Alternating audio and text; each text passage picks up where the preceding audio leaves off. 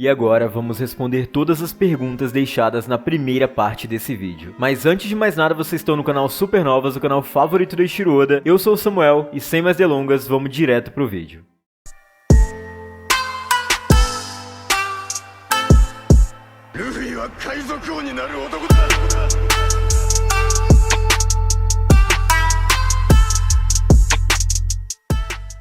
Para começar, por que a Terra Sagrada de Mary Joyce, na verdade, é o centro de tudo que conhecemos hoje como Reino Antigo? Vídeo passado trouxemos o questionamento de que Mary Joyce é na verdade Mary Joy, a alegria de Maria. E agora vou explicar-lhes o porquê. Se segura e presta bem atenção. O período em que se iniciou o que conhecemos como Século Perdido teve início há 900 anos atrás. Há 800 anos ocorreu a queda do Reino Antigo que fazia parte e que no período de 100 anos teve avanços absurdos em poder e prosperidade. Eles criaram as armas ancestrais, os poneglyphs e criaram tudo que conhecemos como a ciência do mundo de hoje, reproduzida por Vegapunk. Doflamingo afirma que 800 anos atrás houve a vitória das 20 nações contra o Reino Antigo, apagando qualquer vestígio desse período da história, e a partir desse dia as nações resolveram se unir e morar em Mary Joyce. Mas olhe só, Mary Joyce já existia no passado, mesmo antes da fundação do governo mundial, já que esse foi fundado depois disso. Como afirmamos no vídeo passado, Marco e Barba Branca conversaram sobre existir uma raça de deuses que viviam acima da Red Line no passado. Em um dos antigos rascunhos do Oda encontramos até mesmo uma anotação apontando para Mary Joyce como King's House, a casa do King. Agora vou traçar todos os paralelos para provar como Mary Joyce era o castelo central dos Lunares e dos D. Além do que já foi dito, os Lunarianos eram a raça que aguardava ansiosamente pelo dia que Joy Boy iria aparecer novamente, mudando o mundo. Kaido até perguntou a King se o mundo que ele queria mudar era o mesmo que King esperava. E essa conversa é importante pois o Joy Boy, quando despertado, mostrou para Kaido o mundo que ele iria mudar. Ou seja, os Lunarianos esperavam ansiosamente o seu rei retornar. Joy Boy é ninguém menos que Nika, o deus do sol. King aguardava por Nika, que libertava e mudava o mundo onde passava com seu sorriso. Nika possuía duas armas, uma lança e uma espada. E se subirmos as escadarias de Mary Joyce no capítulo 906, vemos as estátuas de gigantes empunhando lanças e espadas. Nika era um Lunariano. Além dos trajes parecidos com os guerreiros Chandorianos e com as raças antigas do passado na Lua, Luffy torna-se completamente branco e sempre foi capaz de manipular o fogo através de seu fruto. Os Gorosei não mandaram esconder os cartazes à toa, Rusru não precisava ser morto à toa, afinal, o mesmo serve para os Lunarianos de cabelos brancos e a única coisa diferente na foto do cartaz de Luffy é o seu cabelo. Como sabemos, existem 4 raças advindas da Lua e que são o povo de asas. Eles tinham a tecnologia que Vegapunk hoje copia em todos os aspectos, desde os PX, Serafins, até a mudança climática de sua ilha Egghead. Essas 4 raças desceram à Terra quando se esgotaram os recursos da Lua, trazendo a sua vida para a Terra. Se os reinos de One Piece hoje são limitados culturalmente e cientificamente falando, imaginem há 900 anos atrás. É provável que quando chegaram à Terra por suas habilidades e tecnologias, os seres de asas acabaram sendo reconhecidos como deuses e fundaram seu próspero reino, trazendo todo o conhecimento que temos hoje. Se você parar para se lembrar um segundo, vai ver que o arco de Skype é todo trabalhado nesse tema, deuses e o progresso da humanidade. Por alguma razão, após a queda do Reino Antigo, os povos de asas acabaram perdendo a tecnologia e se entregando a uma tradição que era maior do que a própria vida, como o sacrifício da filha de Kalgara. Noland, um humano apaixonado pela ciência e progresso, é quem para o sacrifício e prova para Kalgara. É apenas uma cobra e não o deus do sol. Essa é uma das cenas mais impactantes e cheias de significados em One Piece, na minha opinião. A batalha entre Enel e Luffy também representa o mesmo tema e, na verdade, Luffy, que não se considera um deus acima de Enel, é quem ironicamente é o deus do sol. Observe nesse capítulo em que Luffy está nos olhos de Nola. A onomatopeia de silêncio é a mesma do capítulo 1043 e quando Luffy abre seu olho e ela desperta, aparece a onomatopeia Nika, assim como no despertar. Mas de qualquer modo, tanto a mitologia da cultura de Shanjian quanto na cultura do próprio mundo, existe um mito sobre a raça de seres de asas e um tal deus do sol, e esse mito continua em silêncio.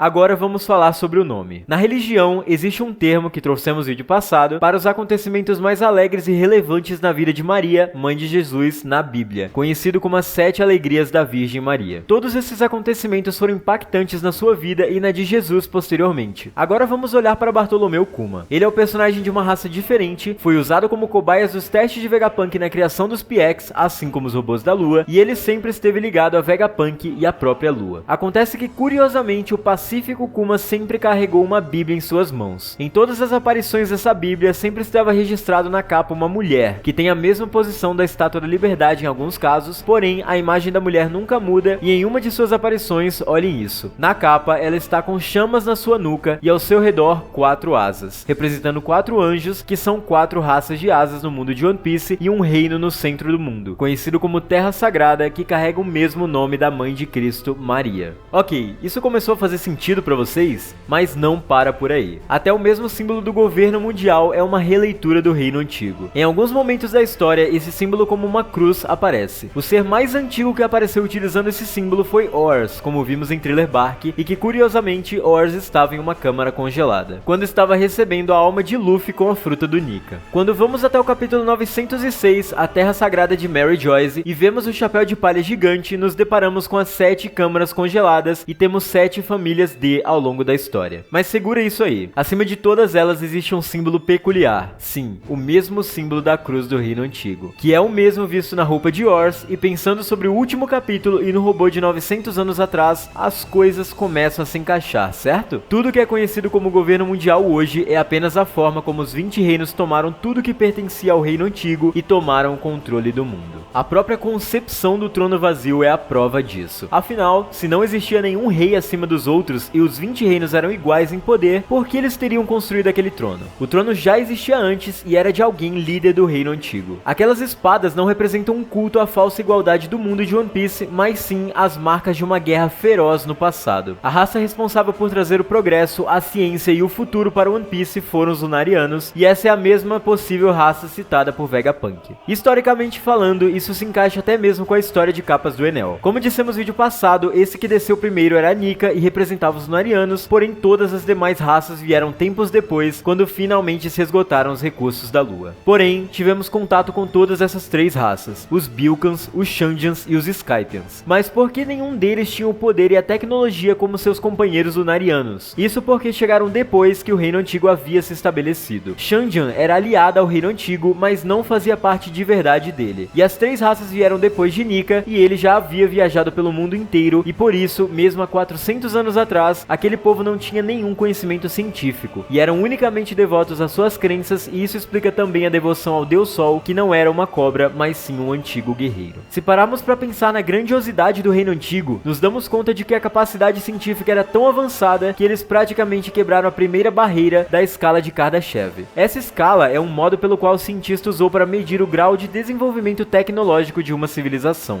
De acordo com ele, existem 3 tipos. O tipo 1, que consegue usar todos os recursos de seu planeta. O tipo 2, que usa todos os recursos de sua estrela, como o Sol. E o tipo 3, que é capaz de usar todos os recursos de sua galáxia. Em termos de One Piece, até pelas palavras de Vegapunk, vemos que ele tem interesse em usar o próprio Sol para ter energia infinita. Basicamente, ele deixou claro que é o que o reino antigo buscava, afinal, os seres lunares gastaram todos os recursos da Lua, alcançando o máximo possível do tipo 1 de civilização, mas precisavam de ainda mais recursos para alcançar o tipo 2, o poder de sua estrela, o Sol. Talvez um dos motivos que levou à queda do reino tenha sido sua sede pelo desenvolvimento desenfreado, assim como Clover cita em Ohara, e que eles poderiam acabar fazendo com a Terra o que fizeram com a Lua, esgotar completamente os seus recursos. Muito do que é contado por Clover deixa em duplo sentido se o reino antigo era realmente 100% bom. O reino antigo não era só concentrado em Mary Joyce, como também tinha seus aliados ao redor do mundo. Wano, Zou, Ilha dos Tritões, Shandian, todos esses eram seus aliados. Alguns deles receberam maior poder antigo, as armas ancestrais. Outros, as coordenadas até chegarem a essas armas. E claro, o tesouro One Piece no final de tudo, escondido em Laugh Tale. Todos esses reinos, historicamente, foram atacados pelo governo mundial e todos estão fora da faixa do mar. Wano teve que se fechar por conta de um grande poder externo que os destruiria e a ilha foi suspensa em um vulcão muito longe do mar. Zou foi jogada nas costas de Zunisha, antigo amigo de Joy Boy, longe do mar e fadada a vagar eternamente até que Nika retornasse. A Ilha dos Tritões está no mais profundo do oceano, sendo quase inacessível por meios naturais, e Shandian praticamente estava no local exato de ser atirada no céu por um Knock-Up Stream. E tudo isso parece ser um plano para ficar fora do alcance da arma do Imu. Imu consegue utilizar sua arma no nível do mar, apagando completamente uma ilha, e os últimos aliados do Reino Antigo teriam o mesmo destino. Tudo isso fica ainda mais claro com a própria existência dos poneglyphs. O material simplesmente indestrutível espalhado pelo mundo em uma língua morta que continha toda a história daquele povo. De alguma forma, Joy Boy e seus aliados aliados sabiam o que estava prestes a acontecer com a união dos 20 reinos e assim espalharam pelo mundo toda a sua história, ciência, registros e armas, para que de alguma forma no futuro o que eles perderam fosse tomado de volta por quem quer que tocasse mais uma vez os tambores da libertação. A guerra, que teremos detalhes no flashback mais esperado dessa história, provavelmente vai nos mostrar mais do que Skype acabou já nos mostrando, na figura de Calgara e Noland. Os humanos e os reinos naquela época temeram o avanço e o grande poder do reino antigo e ao invés de entendê-lo, ou por pura ganância, acabaram se unindo contra eles. Todos os reinos viram os deuses como ameaças e acabaram os destruindo por não os conhecer. Mas então, onde entra os D nisso tudo? O que afinal seria a vontade dos D? Como disse no início do vídeo, existe algum símbolo marcante de Sol e Lua que guia todo o caminho dessa história. A Lua era a casa dos Lunarianos e as demais raças de asas. A origem deles parte de lá. Mas por alguma razão, a Lua é fortemente ligada a vários povos em One Piece, mais especificamente os povos aliados ao Reino Antigo. O Ano, a devoção à Lua crescente, Zou, o poder encontrado na Lua cheia, Shandora, o poder vindo da Lua e por aí vai. O Oda também já escolheu usar a Lua como base para mapear os arcos e as datas em One Piece e falamos muito disso nesse vídeo aqui. Quando Nika desperta, ele aparece diante da luz da Lua, mesmo ele sendo o deus do Sol. E no arco de Wano temos um detalhe, a aliança que venceu o Kaido. Samurais em uma lua crescente, símbolo de rebelião. Minks em uma lua cheia, símbolo de sua forma Sulong. E os piratas, Luffy e Law, o clã D. A lua que falta era a meia-lua, certo? O D é o símbolo dos descendentes dos Lunarianos e os humanos daquela época, e provavelmente são responsáveis por terem carregado o legado dos Lunarianos. A vontade de Nika no passado era mudar o mundo para algo que ainda vamos descobrir. Mas o símbolo de uma lua incompleta, gravada como uma mensagem nos descendentes naqueles tempos, era como afirmar: precisamos fazer a lua cheia, precisamos unir tudo em um só pedaço. E é em uma lua cheia que Nika renasce em Luffy. Quando em Drum, Luffy pela primeira vez no mangá faz a pose do Nika, Kureha fala que a vontade dos D ainda vive. A primeira vez que isso foi citado no mangá, e o arco de Drum, Tambores do Nika, tem toda uma simbologia em volta da lua cheia. E nós vamos falar disso num vídeo completo que sai ainda essa semana no canal. Nika não pode ser associado ao D e por isso o Gorosei tenta apagar a todo custo o nome de Luffy, assim como de Roger. E agora vamos a fundo no rei daquele tempo. Mary Joy, Joy Boy, de alguma forma esse reino de alegria e as famílias aliadas, os D, queriam criar um mundo avançado, próspero e cheio de vida. Mas talvez o custo disso pudesse ser muito alto. A humanidade, os 20 reinos daquela época, não aceitariam isso. E é o que nos leva ao capítulo A Divina Comédia em Skypiea. Esse nome não é à toa. Nesse capítulo temos um flashback sobre a queda de Shandora, a Batalha do Século Perdido, e nesse mesmo capítulo Enel está de pé, dizendo: os humanos temem a Deus porque Deus é o próprio medo. Ou seja, a alusão perfeita ao que falamos aqui. Os humanos de 900 anos atrás temeram o que não conheciam, chamaram de deuses e depois os aniquilaram. Acontece que esse próprio capítulo ecoa em silêncio a prova da localização do Reino Antigo. Se compararmos o mapa de One Piece ao mapa de Divina Comédia, livro antigo de Dante Alighieri que nomeia esse capítulo, encontraremos uma comparação perfeita ao mapa de One Piece. O Monte Purgatório, como nesse mapa, leva ao Paraíso, e a Montanha Reversa leva à primeira etapa da Grand Line, o Paraíso. O exato oposto do Purgatório no outro lado do mundo é a Terra Sagrada de Jerusalém, o centro da Terra. E em One Piece, exatamente oposto à Montanha Reversa, está Mary Joy, a Terra Sagrada. Esse capítulo explica silenciosamente a mensagem que Oda queria passar desde o início e até a localização do Reino Antigo, até mesmo de Laugh Tale. Porque entre o Purgatório e a Terra Sagrada, no centro da Terra, está o Inferno. Anjos de asas negras, pessoas conhecidas como demônios pelos falsos deuses Tenryubitos. Não te parece que Laugh Tale poderia estar no Inferno, no centro da Terra? Afinal, qualquer um associado ao Reino Antigo, mesmo arqueólogos, são chamados de demônios. E no fim, existe uma história que vai te fazer entender exatamente o que aconteceu. Em nosso mundo, há muito tempo atrás, em Java, na Indonésia, viveu um rei chamado Joyo Boyo, e esse rei era famoso por profecias. Ele profetizou que seu reino iria cair por uma invasão estrangeira, mas que em um futuro distante, esse reino se reergueria. Em um de seus versos mais famosos, ele disse: quando vagões viajarem sem cavalos e os navios voarem pelos céus, Hatu Adil, significado de rei, voltará e trará para o mundo o amanhecer em uma nova era de ouro. Em outra lenda, existia um ser divino conhecido como Joy Boy, uma entidade que arrancava o manto da tristeza e sofrimento de quem quer que ouvisse sua música ao som de tambores. Os tambores de libertação tocaram diversas vezes, em diversas luas e em diversos momentos, em muitos flashbacks e histórias, e todos eles apontavam uma figura oculta: Joy Boy. Quando Luffy dançava ao som dos tambores na festa de Skypiea, eles celebraram numa fogueira, assim como em Wano. O deus do sol não traria um mundo novo, um novo amanhecer, Vegapunk fala sobre procurar um jeito de encontrar um sol para criar uma energia infinita, uma fonte de recursos inesgotável que poderia mudar o mundo completamente em um planeta próspero, como uma civilização do tipo 2 que citamos. Joy Boy, o rei de Mary Joy, um reino antes governado por deuses que buscavam prosperidade, era um guerreiro que buscou mudar o mundo, um novo amanhecer. Mas ele era festeiro, cantava e tirava o mundo de sua prisão, os livrando com sua música e sorrisos incomparáveis, assim como boa parte dos D e Luffy fazem. Curioso que Luffy sempre buscou um músico. A música que conta exatamente tudo que trouxemos aqui é aquela que alegra até nós, os fãs, e nos traz memórias incríveis de uma história profunda, terrível e épica de um reino que está quase vindo à tona nesse mangá, o Sakeji Binks.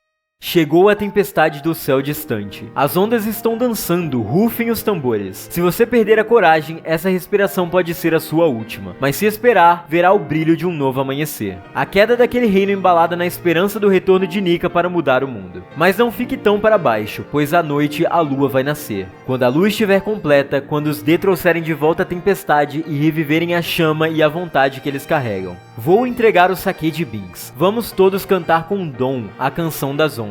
Não importa quem você é, algum dia será apenas ossos. Afinal, a vida é um grande conto de risadas sem fim e sem sentido. Luffy fala exatamente essa mesma frase nesse capítulo aqui, quando está possuído, entre aspas, pelo espírito de Nika. O nome da última peça que falta para entendermos o quebra-cabeça daquele reino antigo, Laugh Tale, o conto de risadas, mesmo que tudo se perca e tudo vire só ossos, a chama deles ainda vai existir, como disse Barba Branca. Afinal, o dia vai chegar, pois esse conto épico é uma grande história engraçada, criada por um guerreiro festeiro e alegre, um garoto alegre. Uma piada sem fim e sem sentido algum. Afinal, essa aventura é um romance do amanhecer. O nome do primeiro volume desse mangá, o nome que One Piece teria. Essa história ainda não acabou.